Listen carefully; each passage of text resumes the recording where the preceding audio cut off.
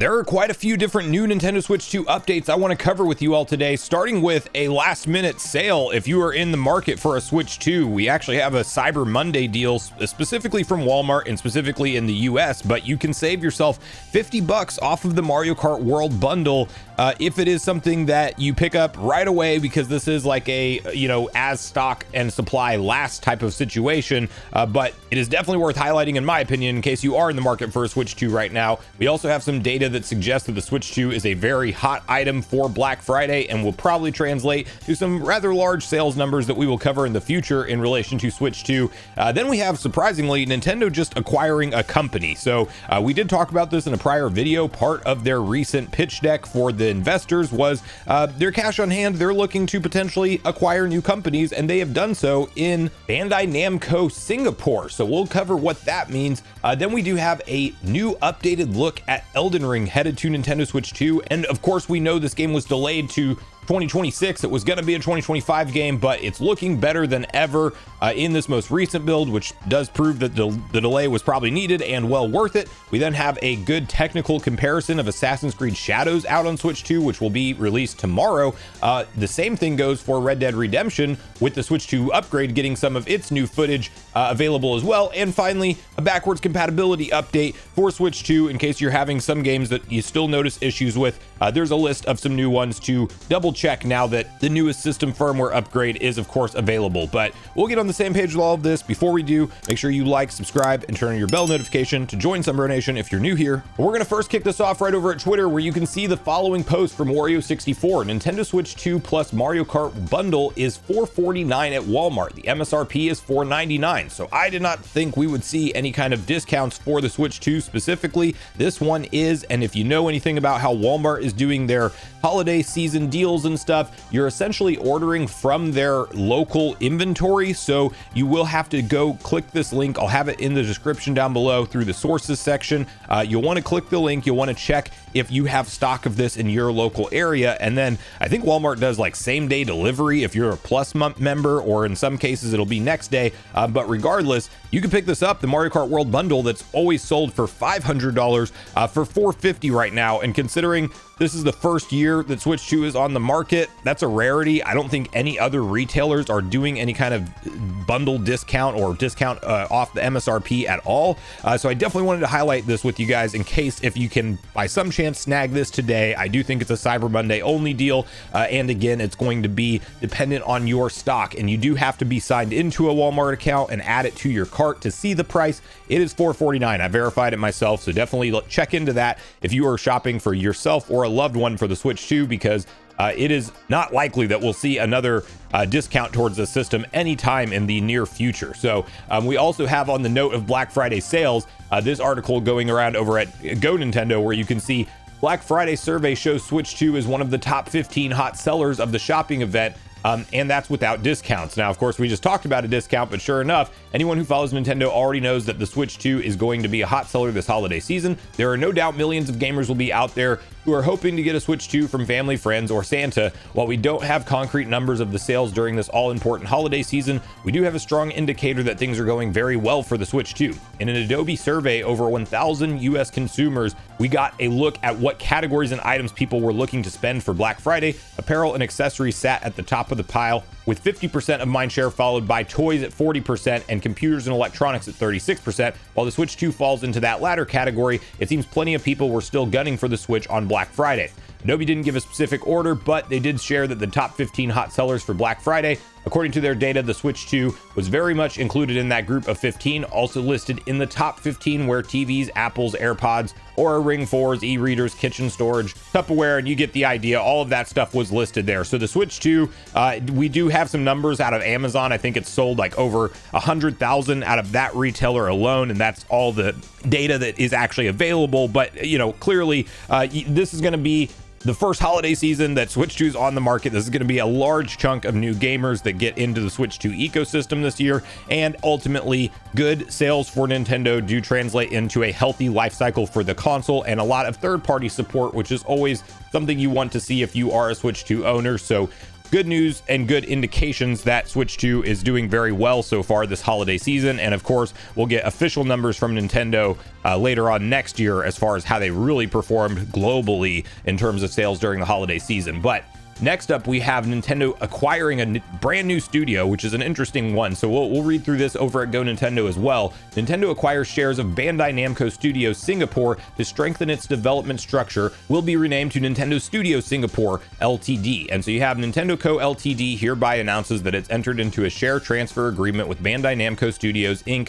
to acquire shares of Bandai Namco Studios Singapore for the purpose of strengthening its development structure. As a result, this acquisition of shares, BNSS will become a subsidiary of Nintendo and will continue its development operations under a new name, Nintendo Studios Singapore Ltd. Purposes of the acquisition: BNSS was established as one of Bandai Namco's group's overseas bases and its development company with strong expertise in creating in-game art assets. It has contributed to the development of Nintendo titles, including the Splatoon series, and has an ongoing business relationship with Nintendo.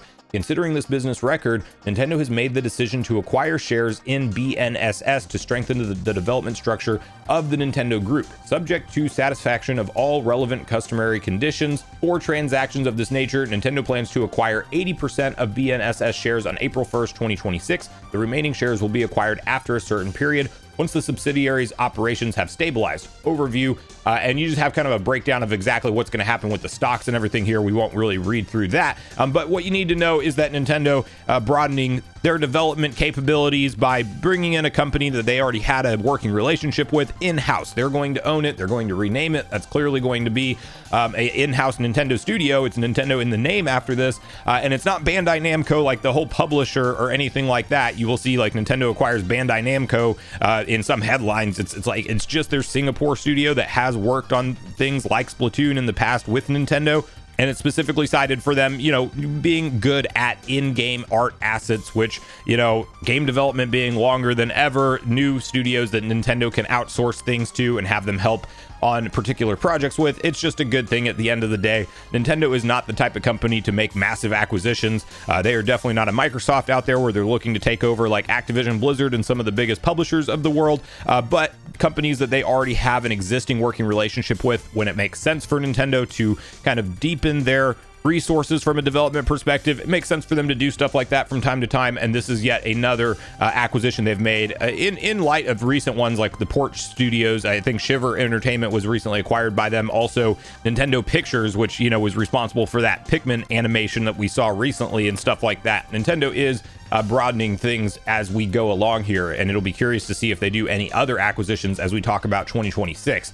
Now from here we have over at Nintendo Life, and I believe this originally comes to us from Nintenderos, but you do have a updated look at Elden Ring, and I'm going to have this footage on screen for you guys with the full video in the sources section under the description down below.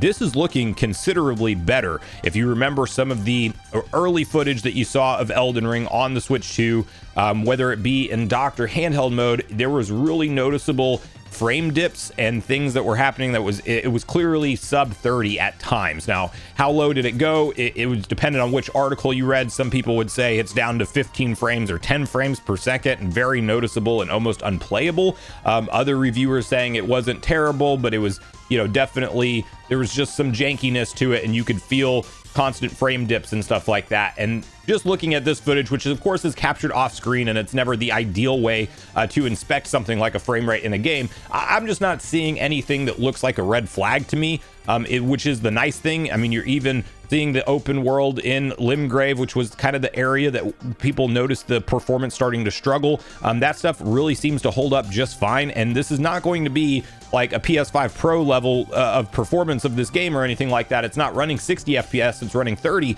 but nonetheless, if it's a stable 30 and it looks as good as it does with the textures, and of course, we know that the Tarnished Edition is going to have some new character classes. It's also going to have all the DLC baked into the game, and if you're telling me that I can have all of Elden Ring and the 100 hours plus that I put into that game playable on a portable hybrid console, where I have the option to dock it and take it on the go. That is a huge win, and definitely one that I'm excited to dive into further with you guys. And I will definitely be doing a full deep dive review of the performance of it, how it runs on Switch 2 and everything like that when it does come out. As of now, we still do not have a official release date for the game, but we know it was once 2025, pushed to 2026. I am all for a delay whenever it makes sense, and you don't just release a game broken and patch it later. That's something we see happen way too frequently in the industry now. And so fortunately, FromSoft and team did decide to just hold it back, not have it on the store shelves for holiday season 2025, and actually do the extra work that was needed to get the game up and running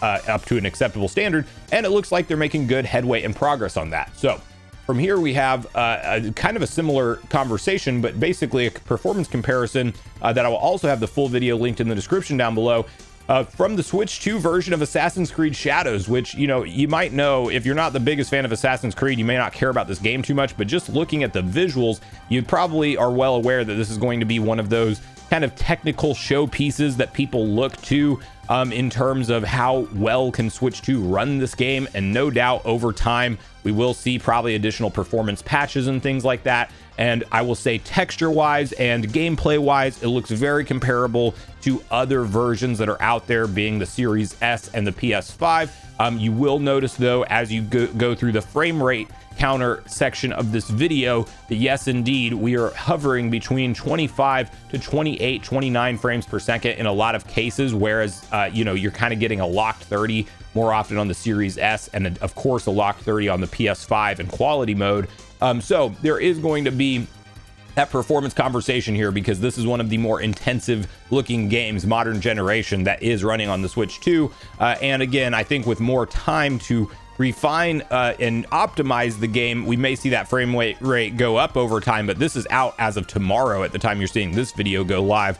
So notably, you will probably look at some frame stutter and some issues with that in certain areas, especially lots of NPCs on screen running through towns and stuff like that being kind of the noticeable portions where the frame rate does tend to dip. But you just talk about the quality and how good the game looks and texture wise and everything like that. It's looking very solid. It's looking like a very impressive port to the Nintendo Switch 2. And listen, we don't give Ubisoft credit a whole lot around here, but I will say that between Star Wars Outlaws, that port to the Nintendo Switch 2, and now Assassin's Creed Shadows, they are actually bringing some of the more technically impressive games to the platform and doing a pretty dang good job at it. So that is good to see. If you're excited for this game, it will be out tomorrow, as I mentioned. And it's looking like it's running good on Switch 2. Not perfect, and definitely some frame dips, though, noticeable. Okay, from here we have a look at Red Dead Redemption 2 for Nintendo Switch 2 as well over at My Nintendo News, and we'll just kind of take a brief look at this video.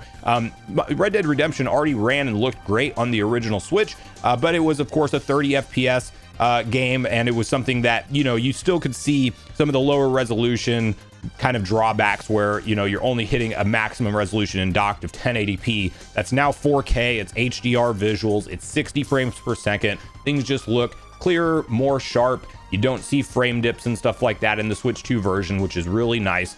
So it's a locked 60 essentially. If you liked this game already on the original Switch, or if you picked it up on Black Friday sale, it's a great time just to update the game and go through it.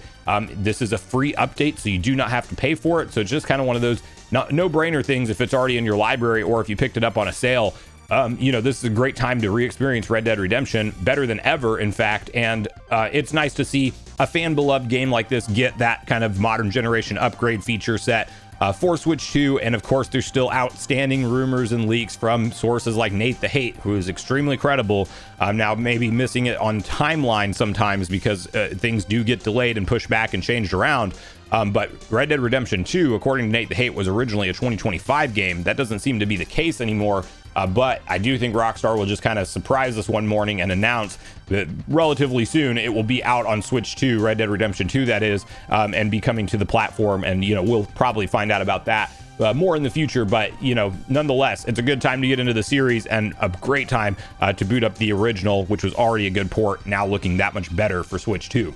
Okay, to close this out here, we have some new backwards compatibility updates for the Switch 2 that are officially, outlined here in case if there are some games that you've noticed that don't run quite right. Well, over at Go Nintendo, you can see Switch 2 backwards compatibility update for November 30th, 2025.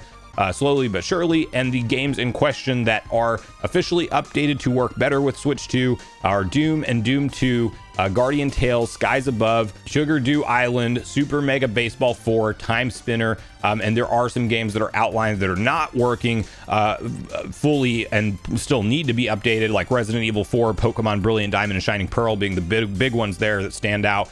So there's still some games that need issues worked through, but nonetheless, as time goes on in the Switch 2 generation, and as we've talked about in prior videos, we will continue to see things get better and better when it comes to the backwards compatibility list, and it's just something that Nintendo's slowly rolling out with new system updates. These things happen kind of baked into the system firmware upgrades, and then you can go boot up the games and check them, and many of them just get fixed to run better in the background. So if you're wondering what some of those small point upgrades are for a 0.1 version or something like that, whenever we go to a new system firmware update, sometimes that is indeed making Switch 1 games that had backwards compatibility issues work better on Switch 2, and that's some new games have been outlined there. But let me know in the comments down below what you make of all the different stories we talked about today. Are you picking up a Switch 2 this holiday season for yourself or a loved one, and are you planning on trying to get it at a discount like we talked about with Walmart?